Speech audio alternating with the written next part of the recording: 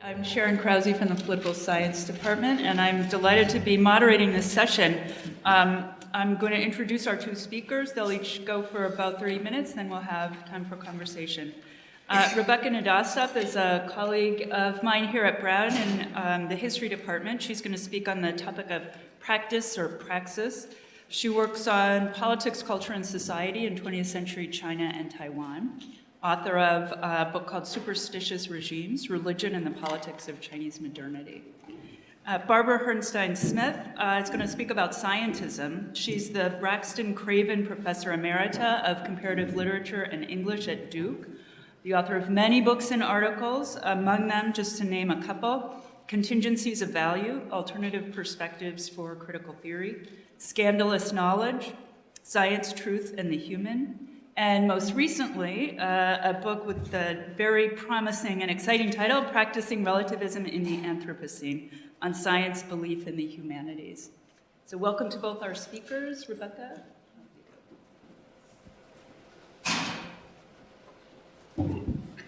Thank you so much for the introduction, and thank you for the invitation to be here. So, in thinking about the concept or keyword, I've been sort of playing around with the different aspects of it. But I think where I'm going to end up is taking it in the direction of kind of practice, practical, productive, efficacious. And I think the presentation I want to make today has sort of multiple inspirations, and one of them comes out of the work that I'm doing currently, which has to do with displacement and wartime community building in China and Taiwan from the 1930s to the 1950s. But the other sort of has to do with discourse with which we're all too intimately familiar about the fate of liberal arts education. And things that I've been involved with as a director of graduate studies in history, thinking about the fate of the PhD, skills training in history, and so on, and in which the language of practicality and praxis has been intimately involved. So I'll start with that framework. The sort of everyday material underpinning and the public display of higher education.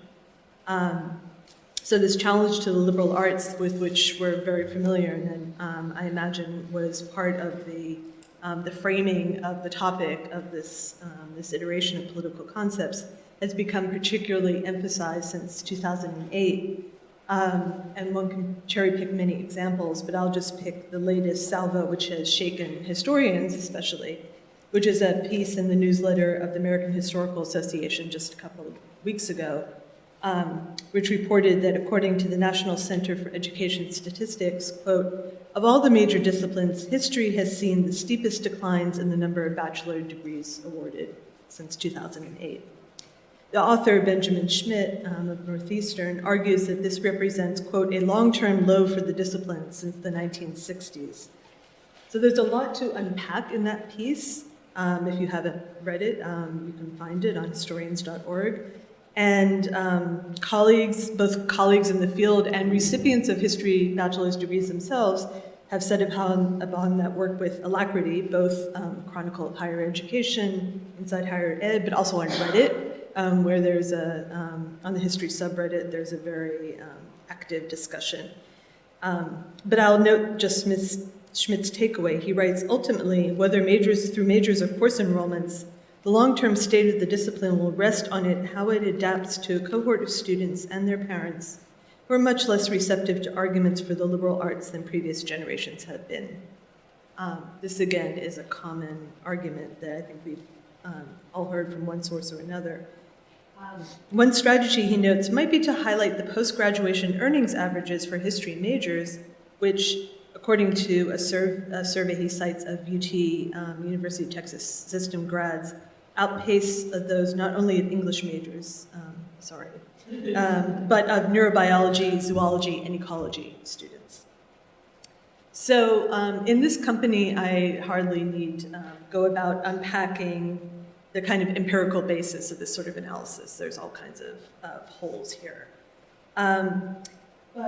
And I think we could also engage with the premise that economic pragmatism and educational choices is a sort of a place where educators need to move forward and sort of meet on a common ground with sort of preset ideas that families are producing this narrative only. What kind of catches my attention in these debates, though, is sort of the familiar historian's plaint, i.e., we have been here before, not just in the sense that American higher education has gone through periods of leaning towards valuing pragmatism and practical outcomes in education, albeit at times where the material underpinning to both the American workforce and the economics of colleges and universities has been starkly different. But in fact, questions about and debates about the quote-unquote practical application of learning are ever-present elemental underpinnings in intellectual history, and moreover familiar to scholars who work on contexts where access to educational resources is a matter of scarcity and urgency. And that's kind of the context in which I'm thinking here about urgency and emergency. So it's a familiar trope in modern Chinese history, my area, that, for example, the anti-imperialist national unity movements of the 1910s were accompanied by calls for scientifically based broadened education.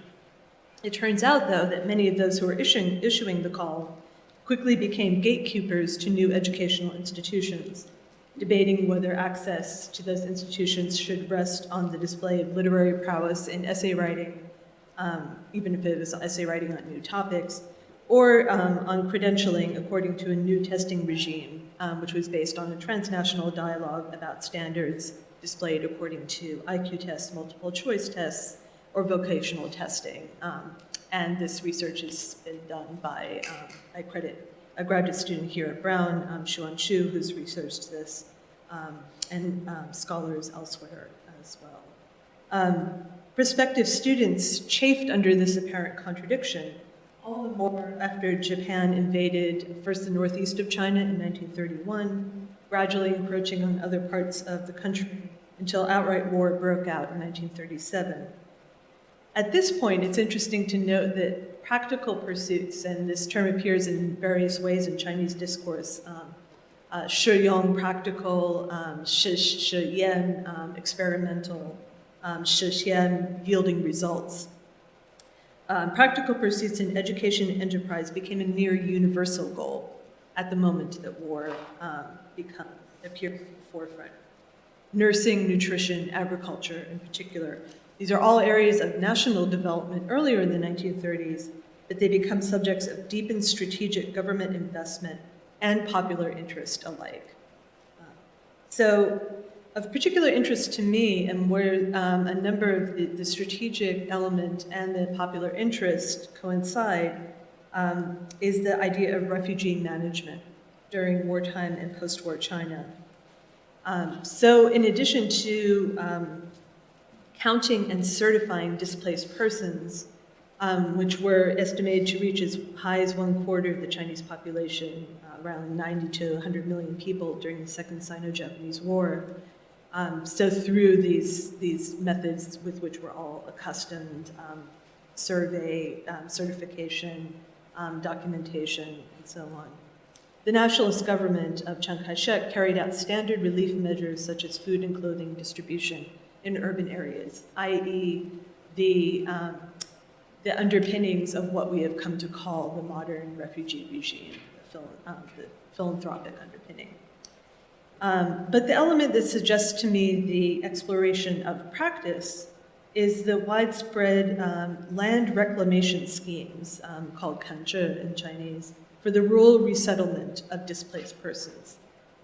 It should be emphasized that these were proposed and used not only for rural refugees who were originally farmers, despite the most notorious case of this, which was in the aid of rural victims of the 1942 Henan famine, something written about by Micah Muscolino, which was caused by Chiang Kai-shek's dike-breaching military strategy and the subsequent depredation of the Yellow River Basin.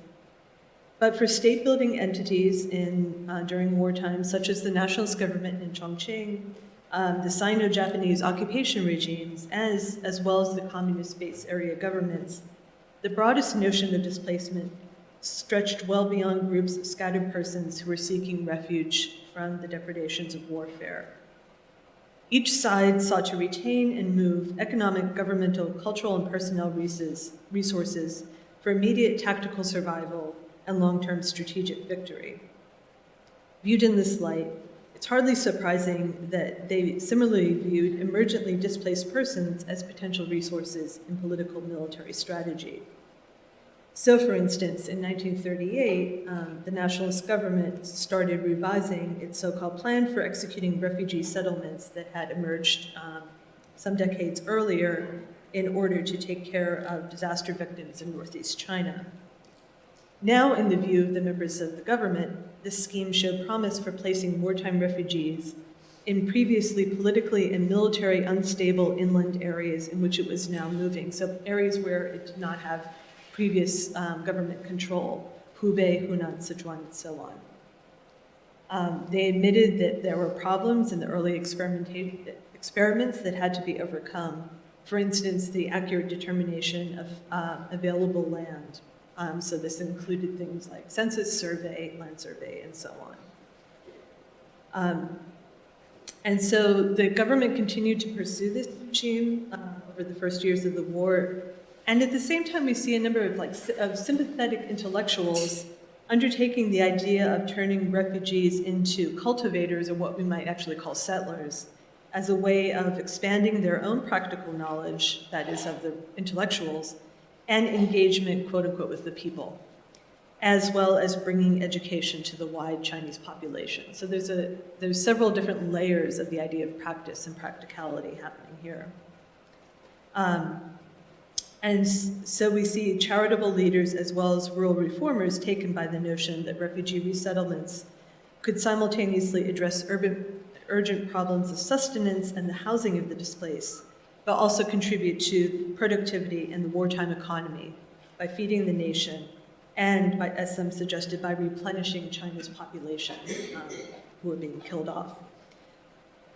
So two authors of two handbooks, Tang Qiyu and Zhou Yongshu, who were in Jiangxi province in the east, noted this, that, for example, in their own area, there were cultivation projects carried out by the central government, by Zhejiang University, large prominent university, by local charitable groups, local aid organizations, and also the Shanghai Dalu Shi, which was a literary society.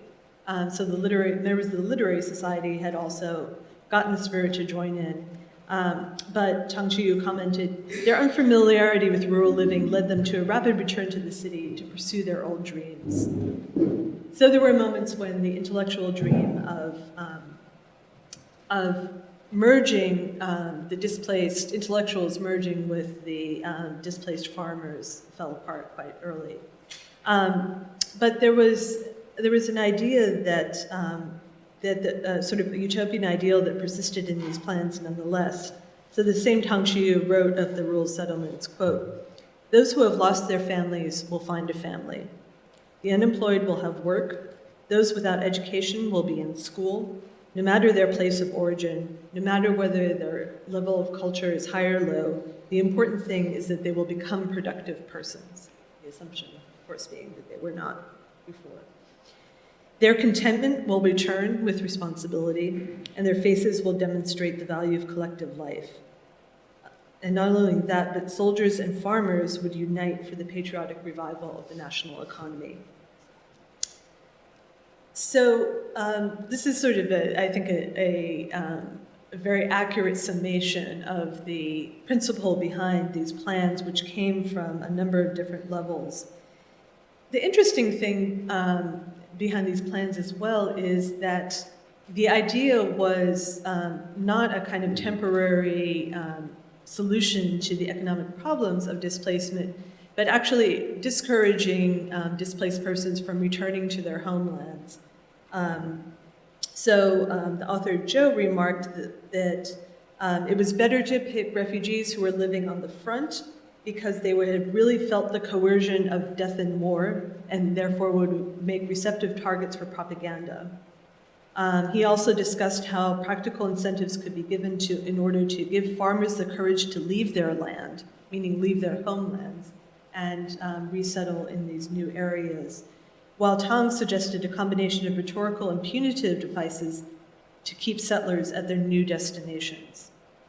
Not only should planners encourage farmers to resist nostalgia by thinking of the settlements as their second home place, he said, but they needed to warn them that they would have to refund the cost outlays if they chose to return home. And actually, there were measures that were passed by the government as well in order to enact similar strategies.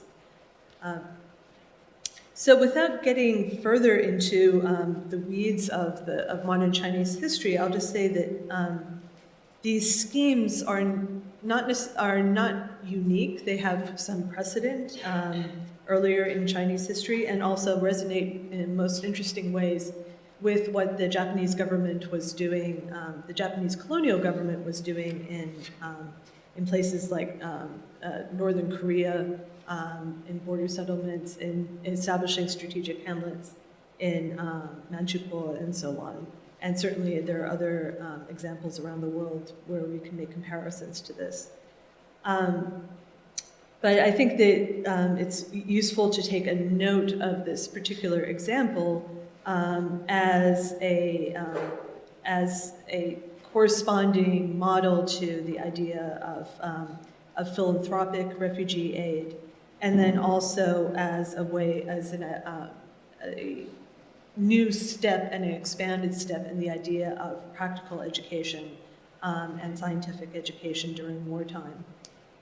It was noted that settlements were also needed to establish order in areas that were sparsely populated, in places that had undergone, where there had been resistance by secret societies, tax revolts, but also places that had sizable populations of non-Han Chinese peoples. So a number of the areas that were set up by the government in Sichuan had sizable populations of the Miao ethnicities, for example. Land reclamation was a for-profit practice as well as a state intervention, and that had been true before the wartime, and that was continued with these refugee programs as well.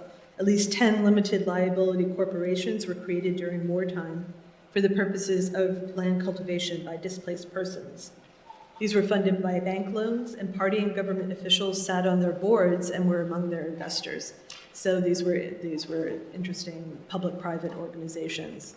And the most ambitious of these was the so-called China Wartime Construction Cultivation Society, which established several farms in these areas that had a high degree of non-Han population, and received some 16 million yuan in loans that, as far as I can tell, were never repaid from the government to run an enterprise with a few thousand refugees.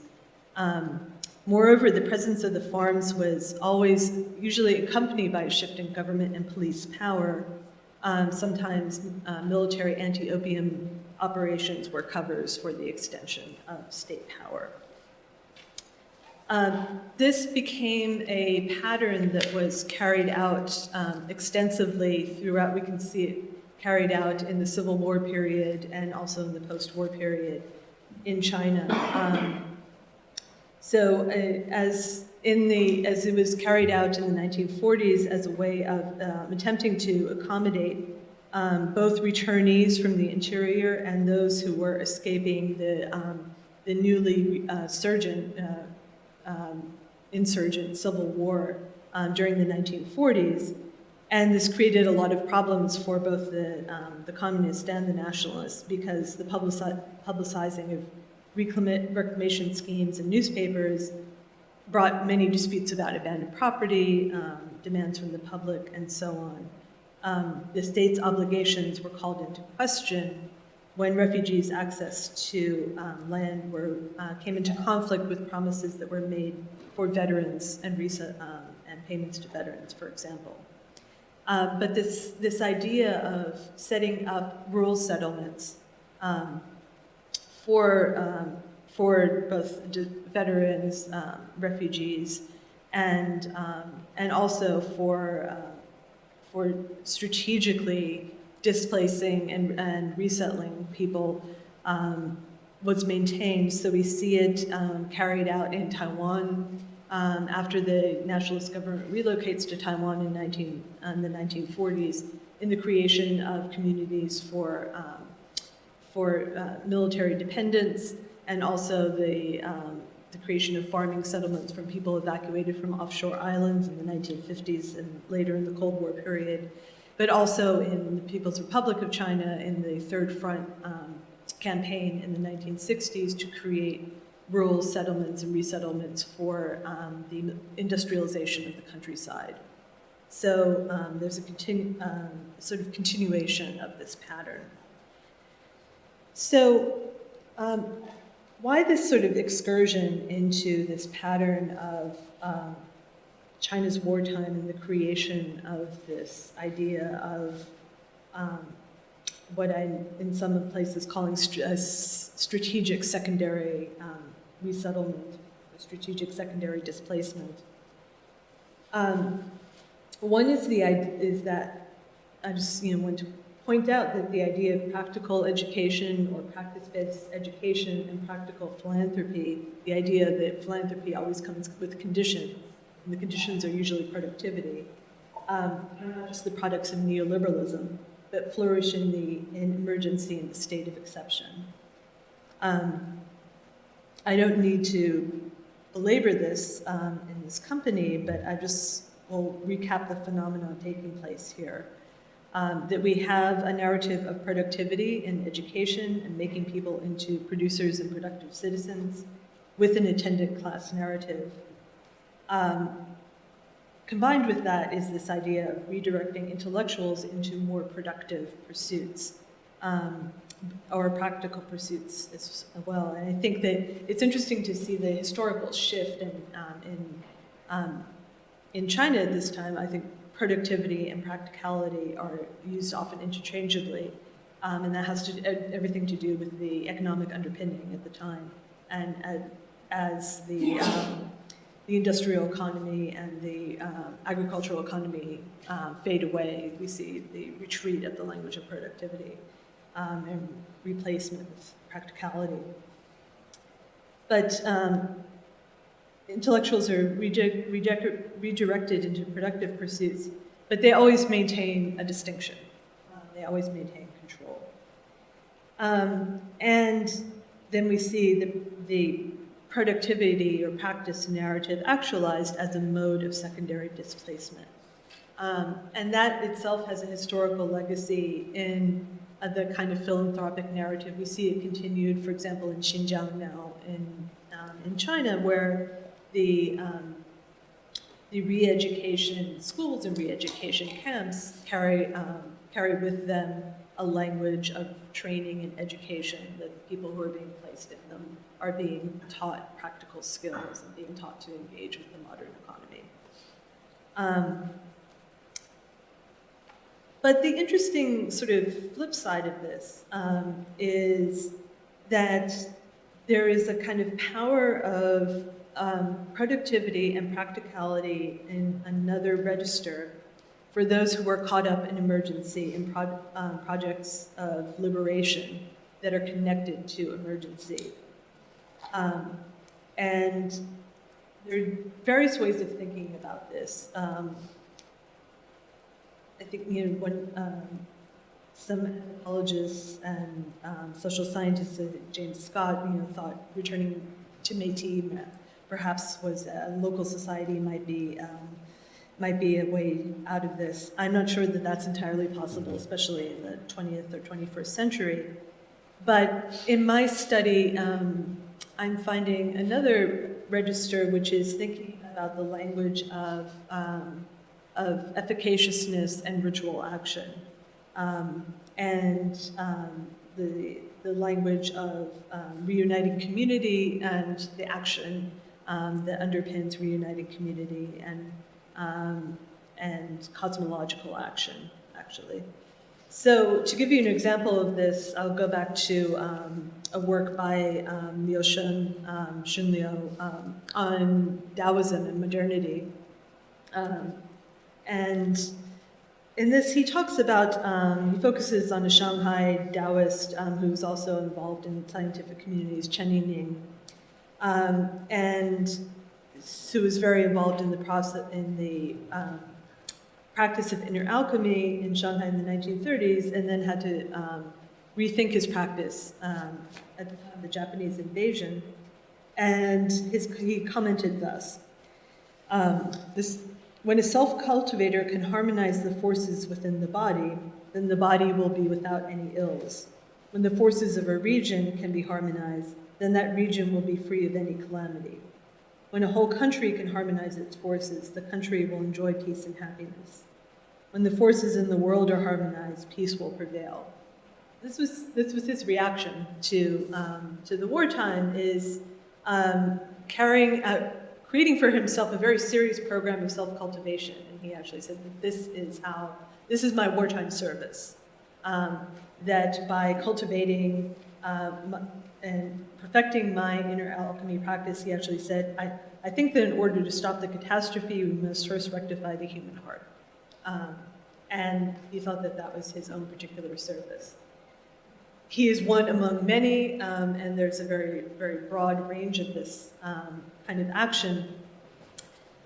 But I find a extremely wealthy set of materials existing in China during this time period, if we sort of open up this idea of what practice and practicality can mean to this other area of human action and human expression. And so, for example, I'll take the city of Wuxi, which is not far from Shanghai, and is a place that I've been looking at what happens in a few months after the war. So just looking at the classified ads of some of the main Wuxi newspapers, then we see a lot of things that we might otherwise expect. Missing persons ads about the reclamation of lost property, and so on. But we also see a number of ads on a different register as well. So we see ads from about 5 or 6 different what we call redemptive societies, these eclectic religious organizations that often honor the world's sages all at once. So sometimes they make offerings to Confucius and Buddha and Jesus and Muhammad all together. So there's about 5 that are all putting in ads announcing their formation or reformation in the county. These kind of redemptive societies also often engaged in carrying out rituals for pacifying wandering ghosts, pacifying the dead. They carried out burial services as well, both during the war and after. And we see a resurgence in the activity of these societies even before the end of the war, at the time when the Japanese declare a sort of decisive action in 1944 around the time of the Ishigo campaign. And so there's a very, very interesting sort of connection between the expansion of these groups and the war itself. But we also see dozens of ads of lineage organizations announcing either they're repairing their lineage halls, or they're getting together to rewrite their genealogies. And so what does this mean? Some of it is just like family reunification, but some of it's reclaiming property. But all these things are actually accompanied by a wide range of ritual actions as well. If you issue a new genealogy, that means getting together, that means feasting, so feasting in a time of famine, often literally. It means also making a kind of statement of reunification and a kind of closure, cosmological closure, after a time of dissolution and displacement. So we see this reflected quite a lot in the prefaces of these reissued genealogies, and I found about 200 of them that appear in the 1940s just for this region in these years, in this time period, in the Shanghai collection, Shanghai Library collection, which is the largest collection. So a sample statement would be from one that says, after the town fell to the Japanese for the Shao family, there were no keepers of the genealogy left in the town, and those in the country had no means of withdrawal. Fear and hate in people's minds spurred the disorderly drift to the interior, and the links to family and ritual were also almost severed for good. So this was the act that was being remedied by the recreation of the family and the editing of the genealogy. And then finally, the ads, there was ads for the Wuxi and Chongqing Native Place Association that announced that there were at least 7 trips being made carrying the coffins of the dead back from the interior, from Chongqing. And that's a trip of about 1,000 miles, an arduous trip. And just this one association carried several hundred coffins of people who had some kind of connection to the association as an act of philanthropy. And these acts, I would just conclude by saying that they are multiply efficacious. Peinet Kwan,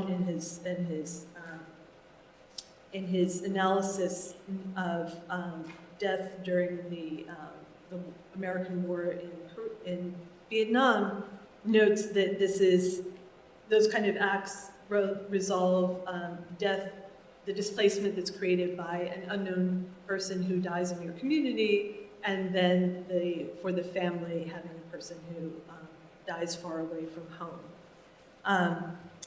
So a pattern emerges, I think, clearly in the past, but also in our present. Those who are pursuing so-called ritual solutions to problems of emergency are also themselves pursuing so-called practical ones. And so this may be a fairly simple finding, but I think it's one worth remembering.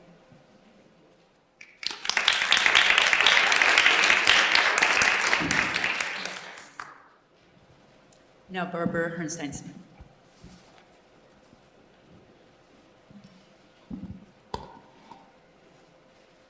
Thanks very much. Nice to be here. Nice to see old friends. So my word is scientism. The term scientism is commonly used today to describe and usually to condemn what are seen as displays of epistemic impertinence. That is, appeals to or claims about the natural sciences that are seen as improper, irrelevant, or overreaching. Familiar examples of scientism, so understood, are invocations of scientific evidence to discredit religious teachings, or statements to the effect that science is the only source of genuine knowledge. But the field of the term's references is actually quite large, and its history is richer and more complex politically and otherwise than might be expected. So I'm going to trace some strands of that history, and I'll draw some morals from it, and then I'll reflect briefly on some contemporary invocations of the term. So the term itself, initially the French scientisme, dates from the mid-19th century, when it was used to describe and not always condemn the ascendant positivism of the era. That is, the rejection of metaphysics, the embrace of a thoroughgoing empiricism, calls for the extension of the methods of the physical sciences to the solution of social problems, and an eager optimism about the future of humanity and all else. As Ernest Renan is often cited as writing, quote, "The organization of humanity, that is the last word, le dernier mot, of the science, its daring and legitimate ambition," end quote. One of the earliest and most extensively theorized uses of the term in English is an essay titled Scientism and the Study of Society by the Austrian economist and political theorist Friedrich Hayek, originally published in 1942. Hayek comments on the term and on the sharp contrast that it indicates, and this is what he says, quote, "It need scarcely be emphasized that nothing we shall have to say is aimed against the methods of science in their proper sphere or is intended to throw the slightest doubt on their value. Wherever we are concerned not with the general spirit of disinterested inquiry, I'll get back to that, but with the slavish imitation of the method and language of science, we shall speak of scientism or the scientistic prejudice. In the sense in which we shall use these terms, they describe an attitude which is decidedly unscientific in the true sense of the word, since it involves a mechanical and uncritical application of habits of thought to fields different from those in which they have been formed," end quote. Hayek's immediate target and the focus of the essay, which is very long and very dense, very rich, is what he casts as a foolish and dangerous overconfidence in plans and predictions about economic behavior based on what are said to be scientific principles and calculations. His own view, as many of you know, elaborated in that essay, other writings, and in a long and immensely influential career, was that the common good is best secured through the unfettered workings of the market, which he maintained spontaneously coordinates crucial information otherwise dispersed and unknowable.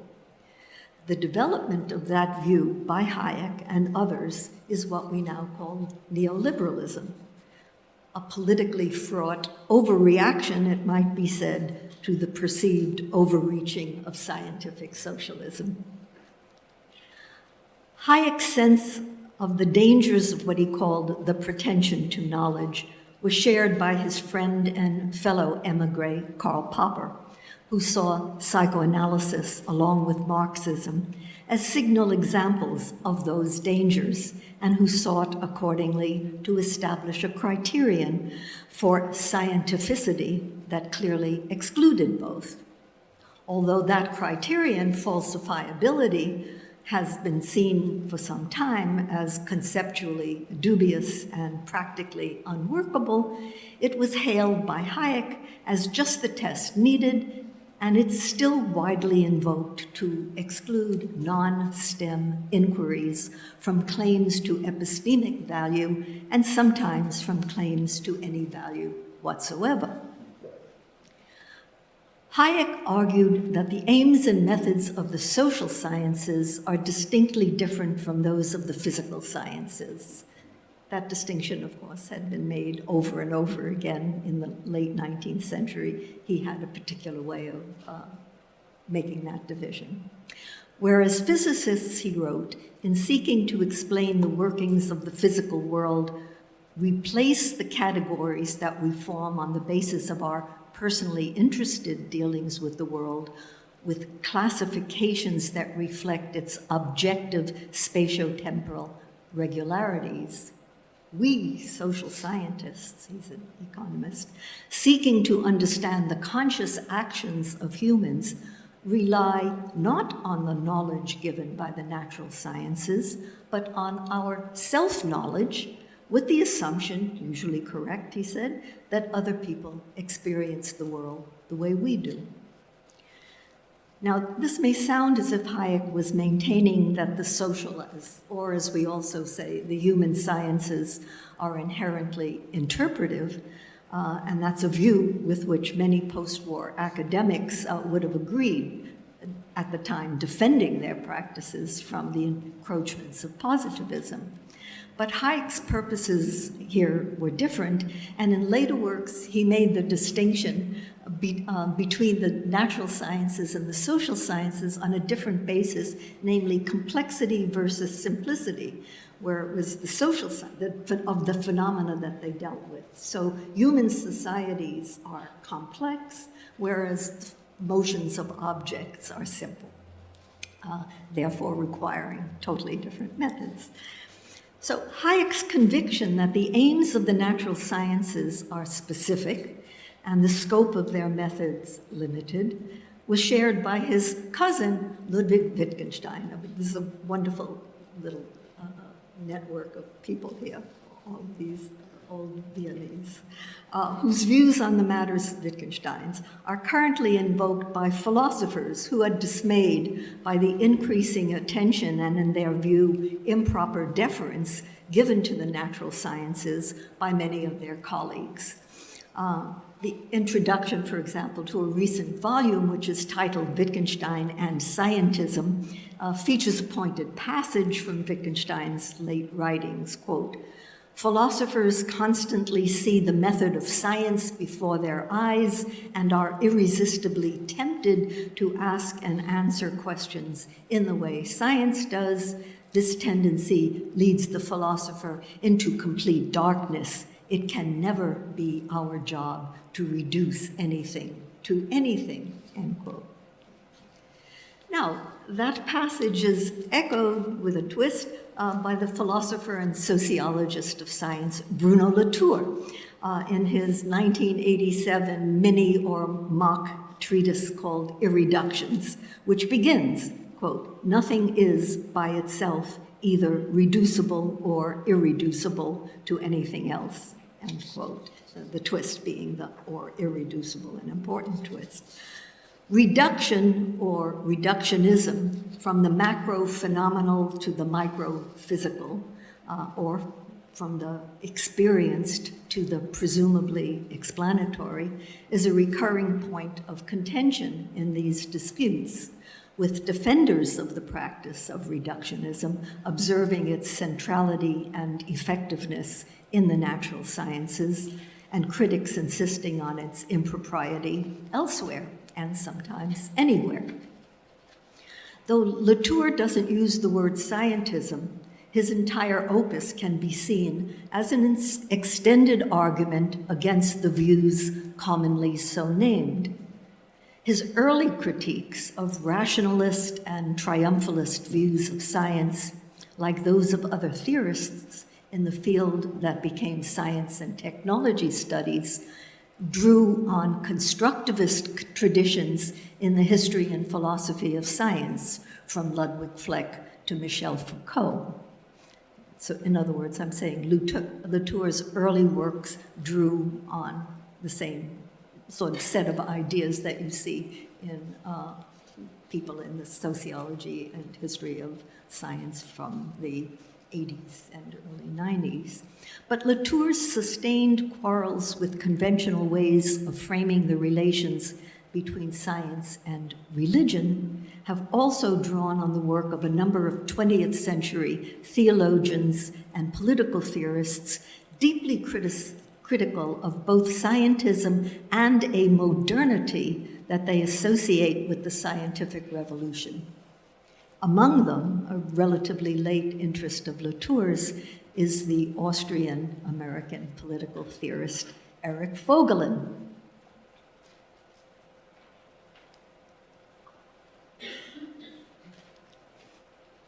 That's spelled, for those of you, it's not a household name, Voegelin. Vogelin's voluminous output includes a long essay, originally published in 1948, titled The Origins of Scientism. Though its central argument is historically and technically dense, it involves an analysis of the move from scholastic to mathematical understandings of absolute and relative space, with Newton being key figure. Its opening paragraph of the essay is a clear statement of the scientism that concerned him and a preview of why. It's a long, as I say, long, dense essay. So he writes, it's a somewhat long quote, but it's quite wonderful. quote, "By scientism we shall understand an intellectual movement of which the beginnings could be discerned as early as the second half of the 16th century. The splendid advance of the new science became the cause of an elation with far-reaching consequences. They began in a fascination with the new science to the point of underrating and neglecting the concern for experiences of the spirit. They developed into the assumption that the new science could create a worldview that would substitute for the religious order of the soul. And they culminated in the 19th century in the dictatorial prohibition on the part of scientific thinkers against asking questions of a metaphysical nature. The results of this development lie before us today in the form of the scientific creed, which is characterized by three principal dogmas. One, the assumption that the mathematized science of natural phenomena is a model science to which all other sciences ought to conform. Two, that all realms of being are accessible to the methods of the sciences of phenomena. And three, that all reality, which is not accessible to the sciences of phenomena, is either irrelevant or, in the more radical form of the dogma, illusionary, end quote. So this is a creed to which, word for word, a number of contemporary scientists, philosophers, and other academics would readily subscribe. One is philosopher Alex Rosenberg, whose 2011 book, The Atheist's Guide to Reality: How to Enjoy Life Without Illusions, teaches a full-time, non-stop naturalism that he's happy to name scientism. Another is psychologist Steven Pinker, who affirms a comparable set of views in a number, quite a large number, of public venues, and in a new book titled Enlightenment Now: The Case for Reason, Science, Humanism, meaning, as the book makes clear, New Atheism, and Progress. They, that is Pinker, Rosenberg, and others, would also subscribe to what Vogelin saw as, quote, Vogelin's term, the two great denials implied by that creed. First, the denial of epistemic status to the products of humanistic inquiry, and second, implied in the rejection of metaphysics and religion, the denial of what Vogelin called the substance of transcendental reality. Though some of Vogelin's concerns in the essay are remote, his elaboration of the social, political, and cultural consequences of that creed are interesting here along a number of lines. He continues, quote, "We can now turn to the social relevance of scientism as an intellectual attitude, which, first, draws for its social effectiveness on the prestige of the mathematized sciences, and second, uses this effectiveness in the service of an anti-spiritual revolt and for the purpose of civilizational destruction. The importance of scientism in this light," he goes on, "has not gone unnoticed," and he remarks at this point, citing the essay on scientism by his old friend from Vienna, Friedrich Hayek. Okay. The citation is somewhat surprising. To be sure, Hayek is concerned with the social relevance of the scientific attitude, but he doesn't appear concerned with his consequences for souls, spirituality, or the fate of human civilization, at least not in this essay on scientism, or at least not explicitly there. So I'm going to return to Hayek in a minute, but I want to continue for a bit here with Vogelin's elaborations, some of which are simply wonderful. Vogelin's objections to science as scientism, its immanentist ontology, its denial of religious tradition, its spiritual hollowness, can be found, that is his objections, can be found in the work of theologians and conservative defenders of religion throughout the century. But his analysis of the broad social consequences of a certain intellectual attitude that appears altogether recognizable today would also be resonant for secular critics of that attitude across the political spectrum. Especially notable in this regard is Vogelin's description of the increasing extension of the utilitarian ethos of science, or we would say technoscience, into every other domain of human existence. He writes, quote, "The usefulness of science for the increase of power and wealth was quickly seen and became a strong incentive for putting the means of power and wealth at the disposition of scientists for their further pursuit of knowledge. The advancement of science and the rationality of politics are interwoven in a social process that, in the perspective of a more distant future, will probably appear as the greatest power orgy in the history of mankind." End quote. So liberals and progressives, along with traditional humanists, would be inclined to applaud this, and the details of Vogelin's observations and predictions are often brilliant and insightful. But they are attended throughout the essay by a more ambiguous set of sentiments, and he continues, and I'll quote again. Quote, "The idea that the structure and problems of human existence can be superseded in historical society by the utilitarian segment of existence is certainly plain nonsense. Any attempt at its realization can lead only to the self-destruction of a society. Nevertheless, the fact that the idea is nonsensical has in no way prevented it from becoming the inspiration of the strongest political movement of our age. This humanly destructive obsession is found not only in the totalitarian movements in the narrower sense, it occurs too in the so-called liberal or progressive movements, where it assumes the form of the belief that the rather obvious calamities which accompany the age of science must be cured by more science.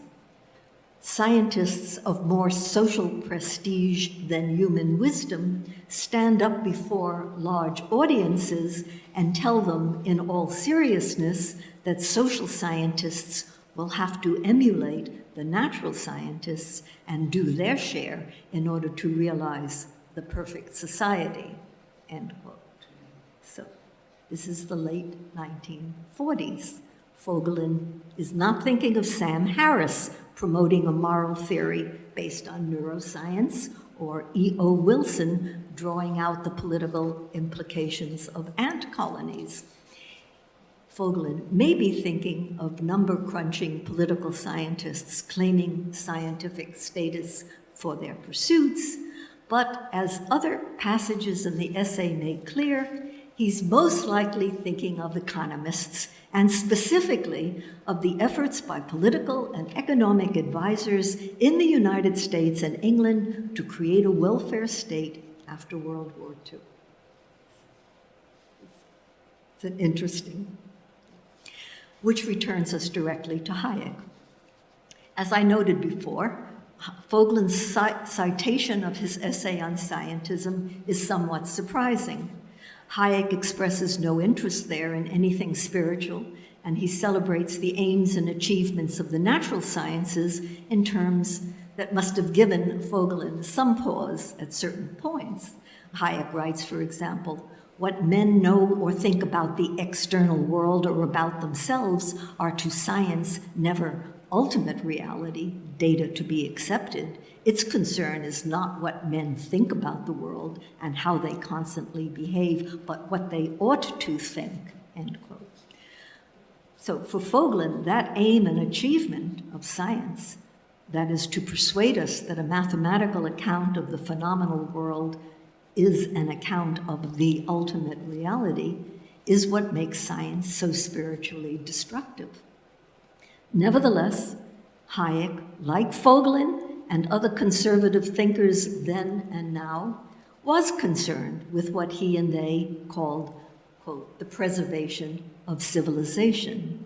And like them, he, Hayek, saw trends associated with what he and they sometimes called scientism as leading to what he and they often called barbarism. In Hayek's later extended treatment of these themes, he writes of the crucial significance of religion and traditional institutions in preserving civilization, and with emphasis of the limits of conscious reason to that end compared with the efficacy of the market. Quote, the rationalists whose reason is not sufficient to teach them, the singular, teach him those limitations of the powers of conscious reason, and who despises all the institutions and customs which have been consciously designed, would thus become the destroyer of the civilization built on them. This may well prove a hurdle which man will repeatedly reach only to be thrown back into barbarism. Okay, so the rationalist who doesn't understand the limits of human reason, okay, is going to lead to the destruction of civilization. Here again, one might be reminded of the bumptious rationalism of Alex Rosenberg, Daniel Dennett, and other full-time eliminative naturalists. But the passage becomes a bit chilling when read in connection with a political landscape that, under the market supremacism that Hayek is also preaching here, appears increasingly barbarous. The language, Hayek's, is more explicit, and its implications are even chillier in his 1974 Nobel Prize speech titled The Pretense of Knowledge, where the contrast between the putative knowability of the physical world and putative unknowability of the social field is put in the service of a plainly reactionary stance. He writes with a certain libertarian paranoia, quote, to act on the belief that we possess the knowledge and the power which enable us to shape the processes of society entirely to our liking, knowledge which in fact we do not possess, is likely to make us do much harm. In the physical sciences, there may be little objection to trying to do the impossible, but in the social field, the erroneous belief that the exercise of some power would have beneficial consequences is likely to lead to a new power to coerce other men being conferred on some authority, end quote. So here one might recall past and ongoing characterizations of every progressive move from female suffrage and the desegregation of schools to civil rights for gays as dangerous social experiments. A recommended deep respect for traditional institutions and customs, combined with an anxious insistence on the severely limited knowledge and rationality of those who would shape the world more, Hayek says, of course, entirely, to our or some of our liking, is a program, as far as I can see, for holding the line on everything forever. So the morals of the story I've been telling here are, of course, multiple. One moral, clearly, is that the term scientism does not have a stable political or intellectual valence, either progressive or reactionary, naive or sophisticated, as commonly measured. Nor, I would say, does the critique of whatever views and practices are assembled under that term, from 19th century positivism to 20th century socialism to 21st century naturalism. The ironies here are also multiple. One irony of this history, or at least of the strand that I've highlighted here, is that the assortment of conservative values, tradition, civilization, culture, and humanity, in the name of which a number of rather patrician, Middle European, émigré theorists denounced scientism and warned against the post-war welfare state, led them to promote a set of policies that by the end of the century contributed to the devaluation or corruption of many of the institutions they associated with just those conservative values: law, community, religion, spiritual austerity, and what they might have called arts and letters. In the United States, a partly Hayek-inspired and often Hayek-invoking market fundamentalism has been joined with a sometimes manifestly cynical endorsement of religiosity, while an unabashed enthusiasm for worldly goods is joined with utter disregard for the destructive consequences of purely market valuations for, among other things, the liberality of a liberal arts education, which brings me to the present scene. Those leveling the charges of scientism today are largely representatives of groups seeking to protect existing claims to epistemic dignity and usually to some quarters in the presumably finite epistemic or at least academic space. The most conspicuous of these are religious apologists, mostly theologians, also some philosophers and scientists responding to new atheist arguments and assaults. Along with, I think I'll skip here. I can't do justice to all of the arguments presented by all of the people who are invoking the term. I do have a list. If you're interested, I'll go back. Some of the arguments are better than others, and they're quite variously motivated and quite variously situated. Only to speak of a few in which I've had some investment.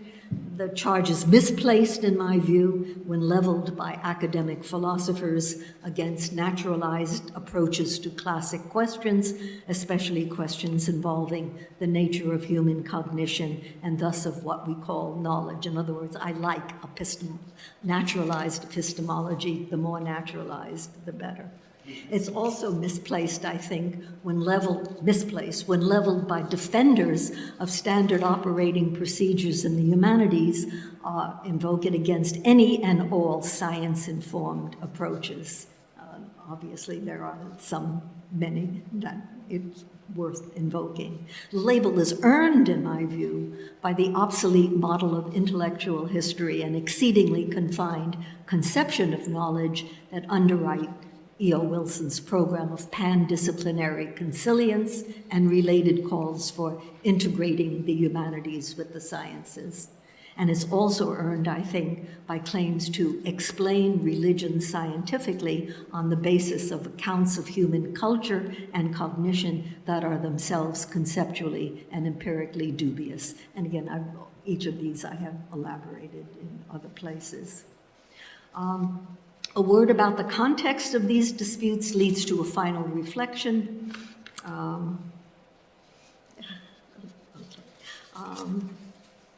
Let's see, my final reflection is that the forms of scientism that are sort of heralded in an interesting way by Vogelin, are quite damaging right now. I'll just remind, among those affected by the campaign are scientists themselves. A current issue of the journal Science opens with this, called Research on Research, opens with the statement, given the billions of dollars the world invests in science each year, it's surprising how few researchers study science itself, okay? So they'd never heard of the field. And they go on to discuss bias and replicability as if there weren't thousands of studies in the field. And then I say, if scientists, journalists, and members of the educated public are unaware of the existence of this body of research, it's a testament to the effectiveness of the campaign and current rehearsal of the gaudy themes and memes of the science wars past. And I quote, but I'm happy not to quote, from an article titled The Intellectual War on Science, from a book called Enlightenment Now. And final word, it may be time to retire the label scientism. 19th century positivism was one thing. Its exhumation and quasi-animation in the 21st century is another. The zombie positivism of those who currently embrace the label and affirm the classic creed is intellectually hollow, the product of a determined snubbing of more than a century's worth of empirical investigations of the history and workings of science and important theoretical examinations of, among other things, reason, humanism, and progress. The posturings of zombie positivism would be easy to dismiss if they had no serious consequences, but as I've suggested, the consequences are serious. The obliteration in many quarters of the academy and more broadly of highly developed existing knowledge about science and the perpetuation of a complacent ignorance about everything else. We don't need to call it scientism to call it out.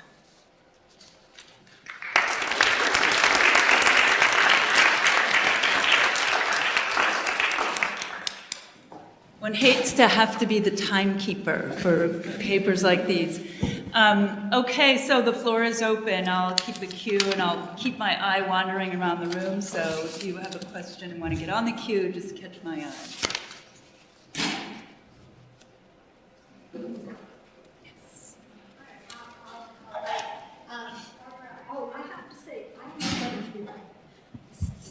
So I have to see your face Okay. clearly. And Can have you- to spoke, yeah. Okay, can you hear me now? And also, in order for everybody to get on the videotape, we need to use the mics. So please use one when you're. So I really enjoyed the genealogy that you've laid out, and I especially appreciate your situation of economics at the center. And I was thinking the entire time of a kind of the inverse parallel. What Popper would have been upset about was the Frankfurt School and the dialectic of enlightenment, which seems to be implicated in your story as well, in a response to certain kind of national socialist economics happening absolutely. at the time. So I wanted to just ask you to elaborate on that, because I think Yeah. it even helps broaden your point even more. But I guess I wanted to maybe take advantage of the unique configuration of people here to take up your point that, you know, there are many, many scholars and many decades of scholarship of asking precisely these kinds of questions, yet the scientific community proper continues apace as though it doesn't exist. And that seems to me to be a fundamental political problem that maybe can be reckoned with or should be reckoned with more explicitly by practitioners.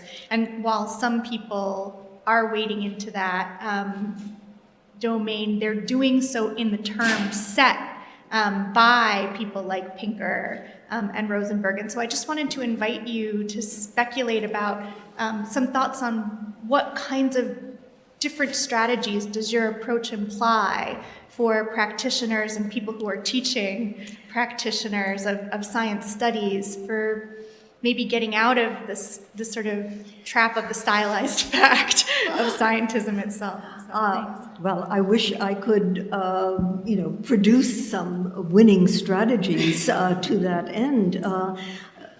To my amazement, the resuscitation of the science wars in the terms that we are now seeing is pretty surprising. We understand what the reasons are for why this happens, and that is the continued segregation of the two cultures with responsibility on both sides. I would say it's only recently that the humanities have discovered science at all, and with some, as I say, head-spinning reversals. And scientists are generally busy doing other things. It's not that they would subscribe to these creeds, but when somebody comes in and says science is wonderful, and this is the reason why, all right, scientists are willing to accept it. And if they are also being told there are terrible people who are saying awful things about science, they are also willing to listen to it. So I think we have just the usual question of different discourses that do not, the lessons of one are not easily absorbed by people who are operating with different problems different interests, and so the more popular way of putting this sticks. I am, again, just amazed at the uptake of Steven Pinker's work by including people one would think would know better. So.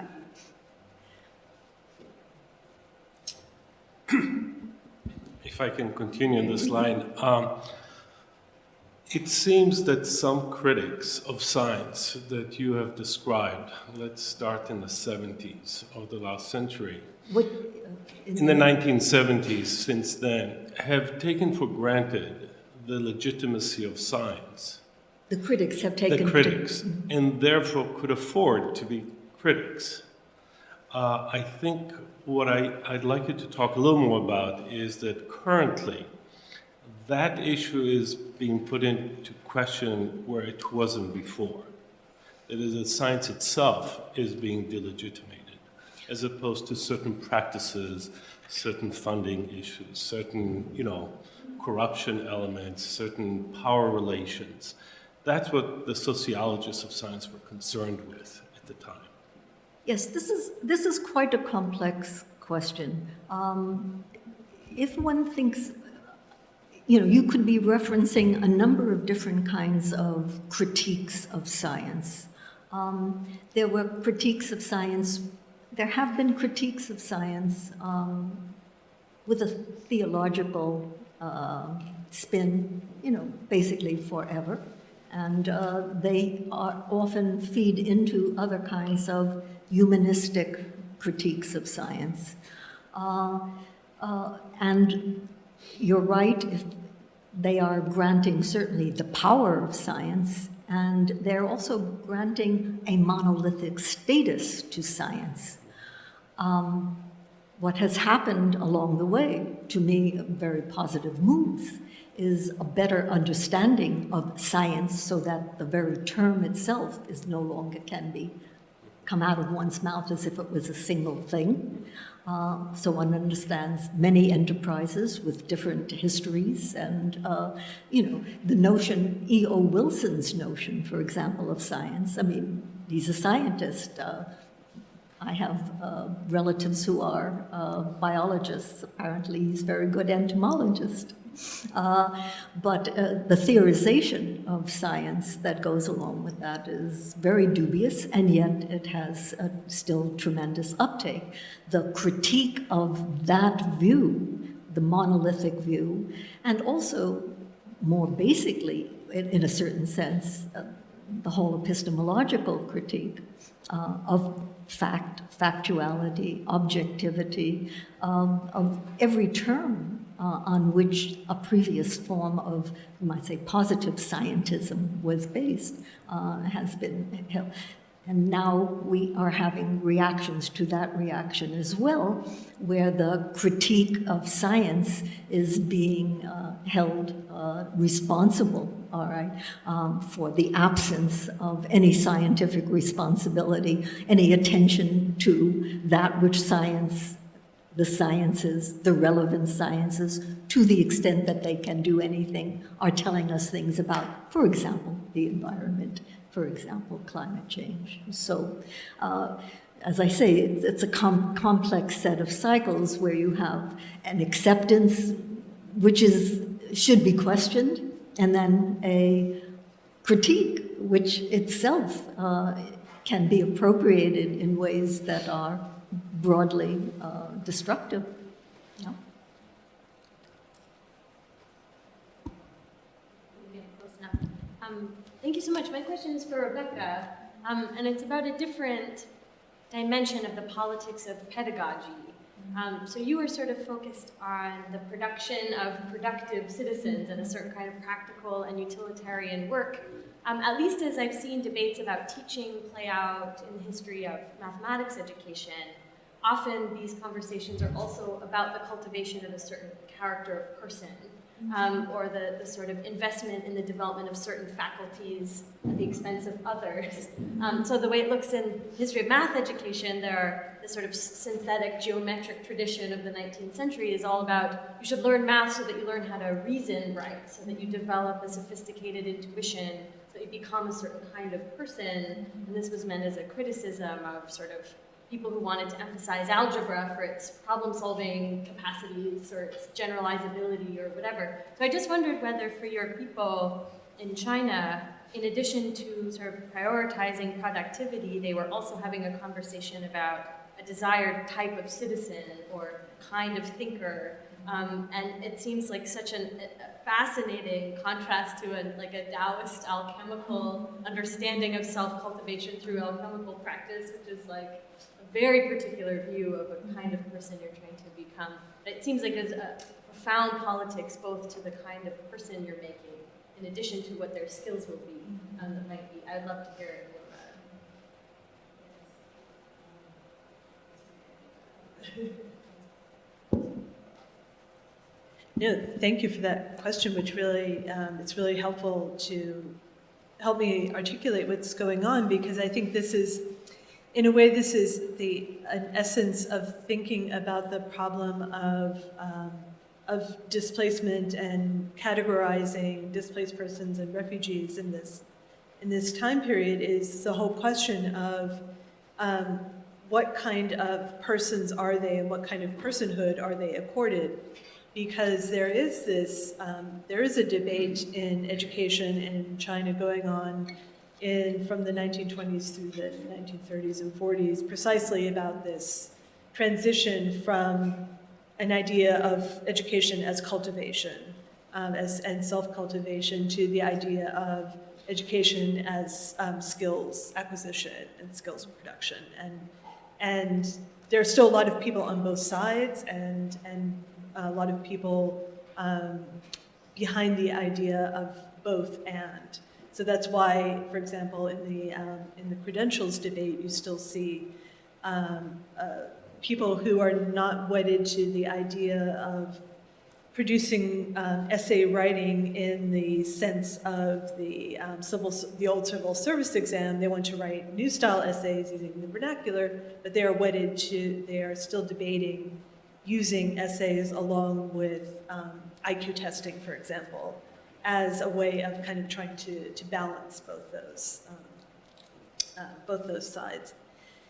But when it comes to when you get to the wartime, that's really when ideals of mass education are sort of pressed into service, because now governmental forces on all sides are actually called upon to not only manage large-scale populations in ways that they hadn't been before, but then also think about what that management meant.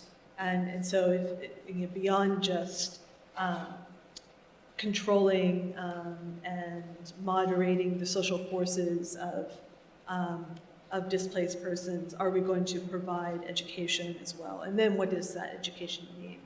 We want to, usually patriotic education was part of that. So the idea of adding recognition of national symbols, teaching people to sing a national anthem and so on. And particularly cultivating a sense of national service in men so that they would not resist being conscripted. So these kinds of very basic things. But then there was a debate about precisely are people in that situation worth additional education on the self-cultivation level. And I think that was really remained unresolved for several decades. And so I think that's why the question of education for and management of displaced persons is so critical, actually, because it kind of brings those contradictions to the fore of who is deserving of a kind of cultivation or self-cultivation. And we see acts of self-cultivation happening among the displaced populations, they carry them out themselves as part of those, the self-organization of native place associations or religious groups or even ad hoc refugee organizations that are created on the road. So it's this kind of counter narrative in a way.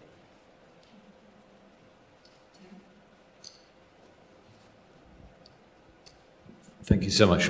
Barbara, I want to ask you about a term that you're not talking about, but some future, version of the Political Concepts Conference called the Religion Edition would ask you to talk about, which is religion. I know that you've written a lot about it, and it appears in your paper many times as but not as a positive term, as a kind of incidental term. And I wonder how you would, you're not talking about this, so I'm asking you to do something that you're not, is not part of your presentation here, but how would you begin to map out an approach to religion that would proceed under the same kind of set of discursive methods, a kind of discursive analysis? I mean, what would you do with how would you begin to map out an approach to the term religion? Is religion, in the same way that you say it may be time to retire the label scientism? Oh, absolutely. Yeah. Absolutely. Okay. No question. Because the term religion is, it has its own limited history. Yeah. All right. Certainly, I have written about this at some length, and the first thing to do is simply to recognize that what is assembled under a term is itself a historical act of assembly. And so part of what the critique of religion has to be is disassembling those assemblages which are improper, and to understand the different cultural and historical situations of the various practices that are either gathered together under that name or ignored because the term is preserved for a certain selection of them. And so obviously Latour would be one figure who is undertaking precisely that kind of insistent complication of that. Are you saying Latour has? He has not. On the contrary. Okay. Latour has done a great deal to question some taken for granted oppositions, and between science and religion, each understood monolithically, and that must be applauded. At the same time, he has his own commitments, and the result of that is a rather scandalizing ignoring of anything outside of Christianity. Right. Yeah. Okay. Thank you. I'm also waiting for Latour's, direct engagement with that. Okay, so I've got Tamara, Leela, you, say your name again, Laura, and Kaushik, and then Mara. So Tamara. Thank you very much for both of your talks. I have a question for Rebecca about, thank you very much. Could you say something about the place of translation for you? I think if I was wondering about the conceptualization of Praxis, and because you had a genealogy that I suppose went to the present, I was wondering where the Cultural Revolution was in that. And I suppose in a conference like this, if you're working with a concept in Chinese, is that where it's staying, I suppose, in China? I guess that was my question.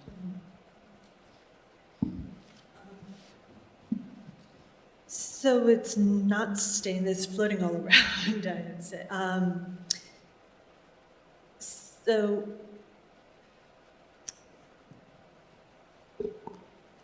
I have to think more about the Cultural Revolution end of it, but certainly in terms of the educational, the lineage of the ideas about education, one can see this, that debate about the utility of, the practical utility of education continue into the 1950s in the red versus expert debates, and into the Cultural Revolution. In terms of other places that the genealogy might lead, I was thinking for quite a bit and then ended up not including it about how there's an odd genealogy that has led to so-called practice theory, so ending up in being used in organizational theory, so that, that the adoption, for example, of Bourdieu and Giddens by B-school people, by business school, organizational theorists and sociologists, as a sort of another interesting development of the idea of, who is looking at sort of social practice and adopting it in a very instrumentalized way. And so this, and in the idea that particularly thinking about how to link up the two sides of analyzing social practice on a governmental side and social practice on a ritual side. And there's been a sort of odd development in the academy where this has led to a particular kind of instrumental use of organizational theory. So that's not a particularly satisfying answer to that question because I'm still thinking through that, but that's one. Thank you, Rebecca. My question is also for you. I found very engaging, really, the way in which you the way in which you showed in a certain context the convergence of political and ascetic practices, or rather the convergence of the political and the ascetic in this particular context in the idea of practice and productivity.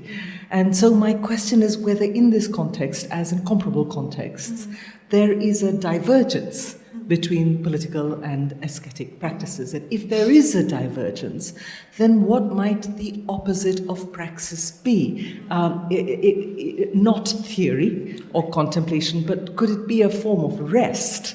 And I'm thinking here particularly of the status of negative virtues, non-action, non-possession, and most of all, non-violence, where there is an embargo on action itself.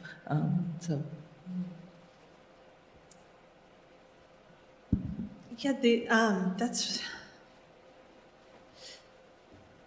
an interesting question because I actually admit that I hadn't considered the mode of rest and retreat in the Chinese context so much until I went back to the Taoists, which are the sort of the more obvious model. Although the interesting thing about this group of people practicing inner alchemy in Shanghai in the 1930s is that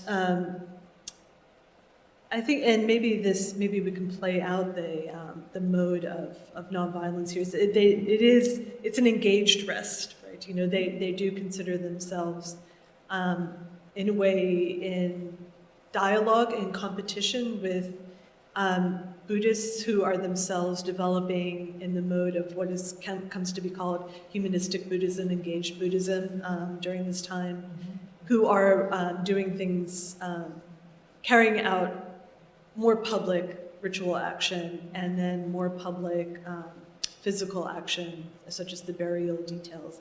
They consider themselves to be in direct cosmological competition with those Buddhists by carrying out their alchemical practices, and they write quite explicitly about this. So it's a rest, but it's also, I would say, very, very directed in that way. The other modes of this, though, is I've been spending a lot of time thinking about movement and being moved, and the ideas about burial and reburial, and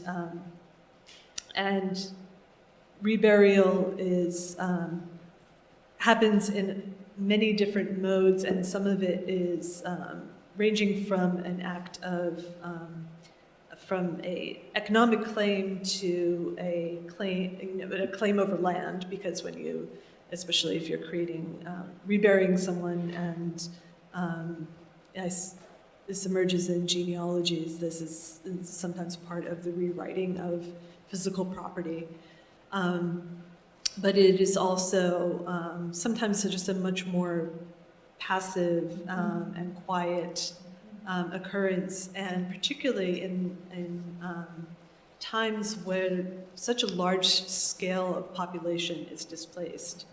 I think that these kinds of movements of people on a number of levels, so not just the movements of the living who are displaced, but the movements of people who die away from home and then have to be moved back, and sometimes it's just a ritual action of calling people back that happen on a sort of quieter register also have to be considered. So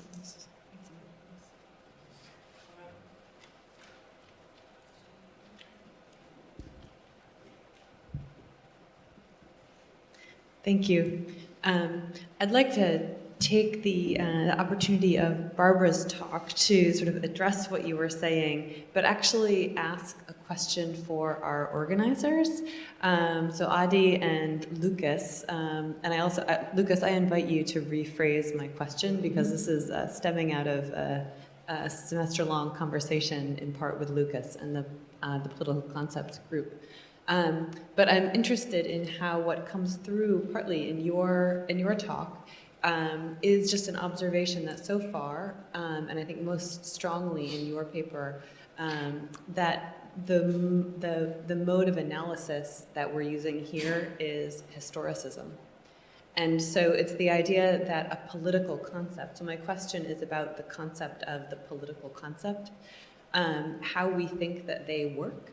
Because it seems to me that maybe everyone here, but perhaps with the exception of you, Adi, thinks that every concept is inherently historicizable and therefore necessarily unstable, and that there can be no trans-historical universal concept. And so when we think about part of the call for this group here to be to think about how we use this in our own work.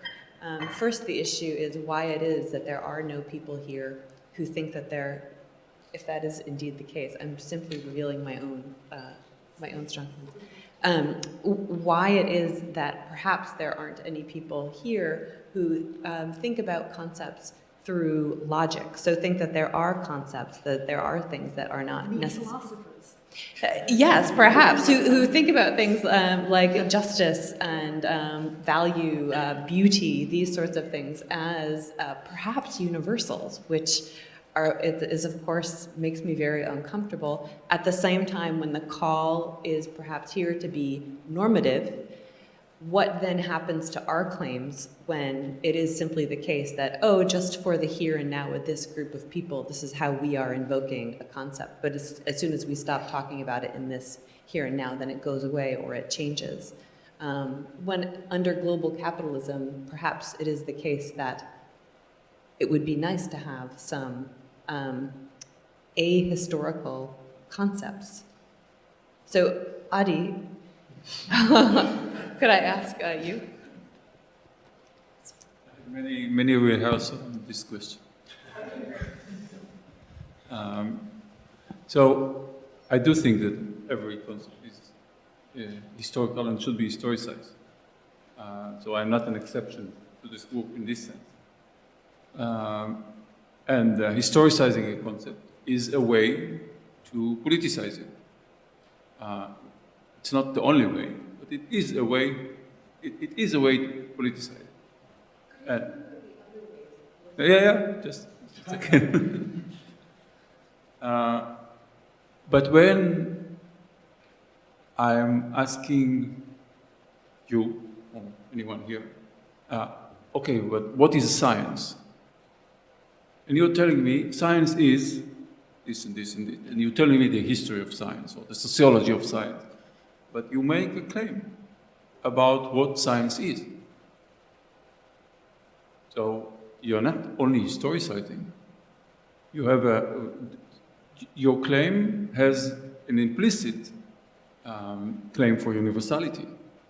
I expect, when you tell me this, you expect me to accept your description or your reconstruction of what science is. And you expect others beyond this circle.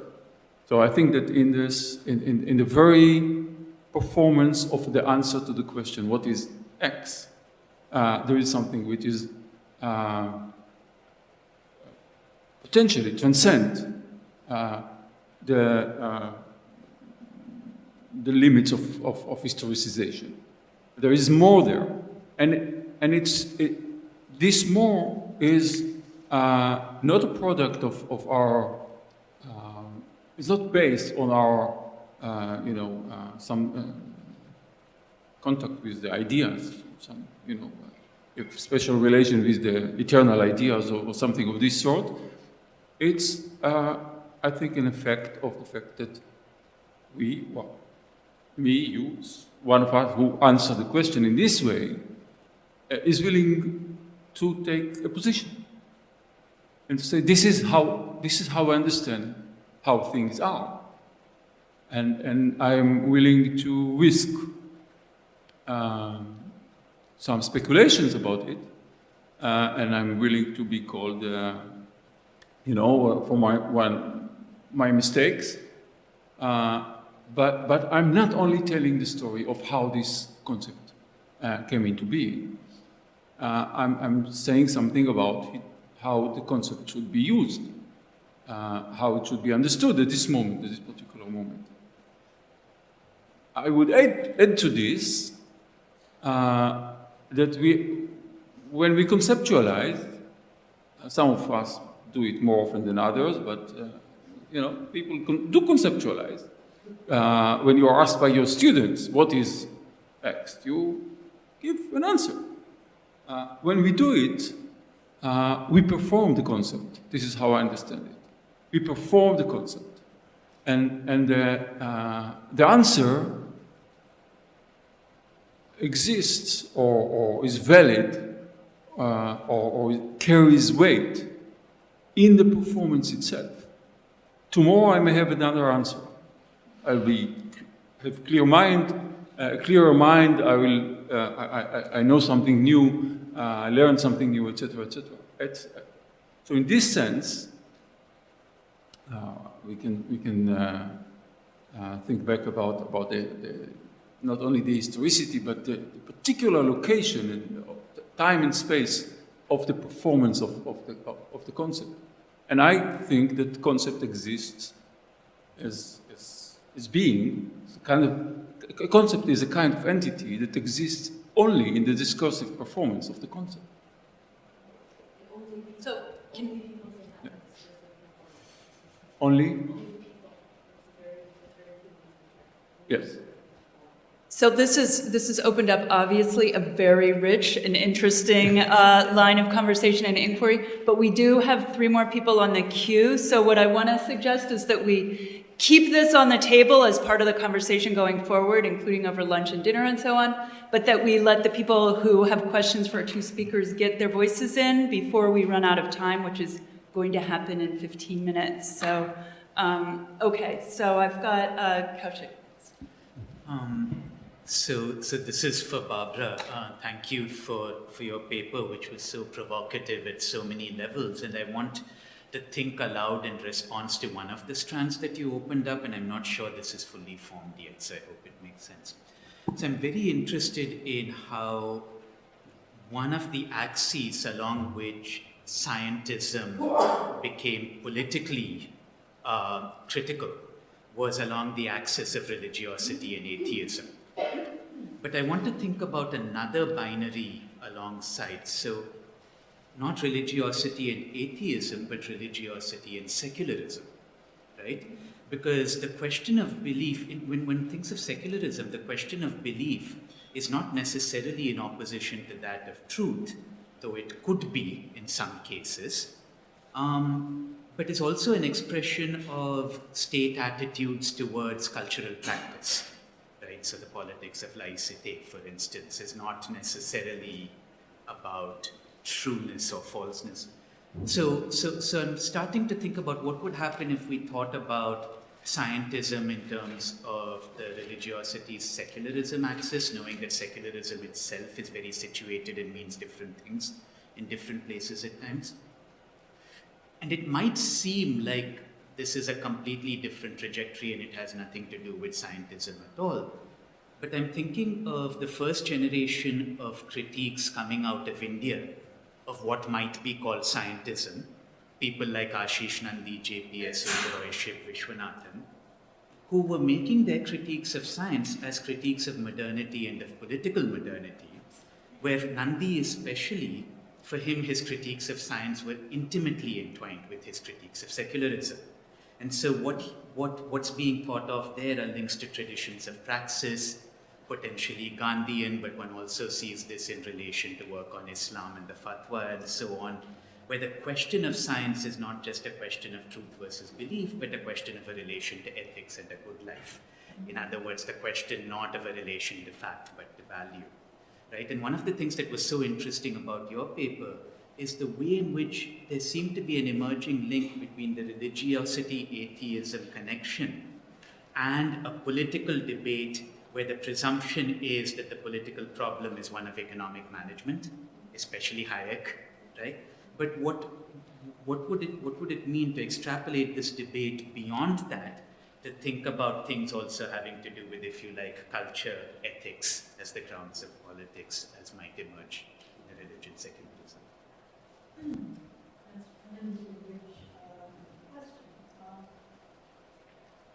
I think part of what I had to leave out, for some reason, I'm not tying myself correctly, there are a number of axes along which one can put the scientism versus, which is one reason why one of my models is that you have given specific political or intellectual values. In other words, scientism and the critique, that which has been called scientism, and the critique of scientism, both of them occupy, you might say, the full spectrum, both politically and intellectually. So it is a term which is highly unstable, and the fact that it is now embraced, that which has been condemned as scientism, meaning a sort of unholy value of science, is now saying that's exactly what we should be doing. And that which is opposed to that is being demoted as unenlightened. I could just answer this by going one by one through each of the oppositions in which scientism has played a part. My question's been answered, actually. Sorry? My question's been answered. Okay. Yes.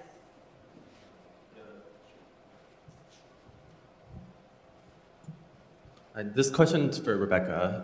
Thank you for your paper. I mean, I think it really brought together for me, I mean, in this sort of improbable way, right? The forms and discourses of self-cultivation that are kind of more part of Taoism and Confucianism with kind of the productivity politics of the modern state. And so this question is specifically about the way in which, so within these relocation camps, what kinds of labor are recognized as being the type of labor and productivity that is productive of, moral subjects, and in particular, how is that gendered, right? And I mean, I know that in the context of the communists in Yan'an, that it was a breakthrough for for textile production and women working in kind of like cottage textiles to become part of kind of this consolidation of a different kind a different kind of communal subject, and also that that was very much linked, in fact, also to this effort to get idle people and idle women, so to speak, that was the discourse, off their feet, right, or onto their feet. So I mean, there seems to be here, a very distinct way in which modern states kind of use labor as a way of redeploying, ethical grounding within citizens. And I'd like to hear just a bit more about kind of how that becomes differentiated. Well, to kind of to sum up, I would say there's two trajectories, and one is the trajectory of state-directed and state-supported scientific and agricultural experimentation in which the displaced persons, disabled veterans, and other people who are scooped up in these farms are used as labor force. So that includes forestation, reforestation experiments, agronomy, agronomy experiments, very prominently farms to grow herbs for Chinese medicine, so-called traditional Chinese medicine, as was researched and then sort of canonized in the 20th century, and became an effort, a sort of focus of government support and politicization as part of the refugee effort during the Chinese war effort, and sort of the Chinese national character during the war years, and so so that was one area of labor, is getting people off their, away from their regular agricultural production and towards state-directed agricultural production. But then there were a number of farms where this was it was much more dispersed and much more haphazard. And so I would say it's sort of, it went both ways. But in terms of the gendering, I think that what I see most prominently is also the gendering of behavioral elements, and the idea of, I mentioned earlier, the gendering of education for men, promoting an idea of engaging, not resisting conscription. There was a corresponding element for education for women that taught strategies for how to engage with the enemy if one encountered the enemy, and the politics of resistance to sexual violence or non-resistance to sexual violence, which is itself worthy of much more analysis. And so that's what I would say. We do actually got time for one more. Okay, I'm gonna ask my question, and it's for Rebecca, and it's about the relationship between practice as you're seeing it in your study and power. And I was very struck by the kind of initial formulation of practice as having, as being about strings attached, which, are strings, the strings to the powerful, that those strings enable the objects or recipients of this practice to be useful to the powerful in some way. And then what I thought was a shift toward the end of the talk, when you're thinking about projects of liberation and practice in this context, where you use the word efficaciousness. And the strings attached thing seems to drop out, but power doesn't drop out, maybe. But the efficaciousness is maybe more about empowerment. The power is now oriented more to the group rather than. So is that right? How strongly do you see these connections being part of your understanding of practice in these contexts? Thanks for that. That's really that's a really useful question. I think, in a way, this gets back to an aspect of Lila's question too about people's conceived relationship to state power as well, and whether they're engaging or disengaging, because I think one of the reasons why I sort of mentioned in passing about whether or not in conceiving of practice, whether the sort of falling back on a sort of non-state métis is an option for us in conceiving of 20th century configurations, is because, at least in historical situations like this one, the reach of the state is so pervasive in this particular historical configuration. And especially in moments of emergency and exception, the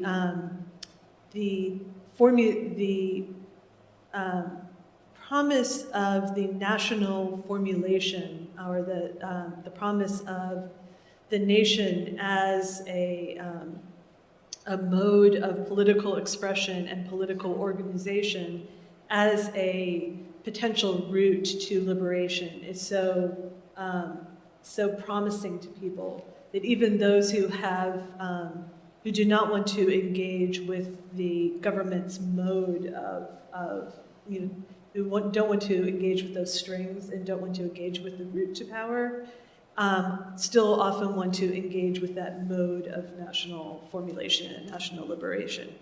So a lot of the actors that I look at who are thinking about the efficaciousness, for example, the access to a power that is not national power, that is cosmological power or family reunification, for example, a kind of moral power, or an otherworldly power.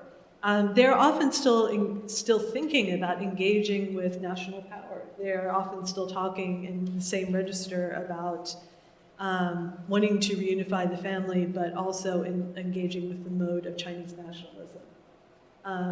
But the interesting thing is that they think of that as a negotiation, not necessarily a capitulation. So they want to negotiate terms. And oftentimes I see it as a sort of set of overlapping claims to sovereignty, rather than a capitulation to a formulation of state sovereignty, but a set of overlapping claims of local sovereignty, family sovereignty, cosmological sovereignty, and then the nation-state sovereignty are overlapping. Well, please join me in thanking our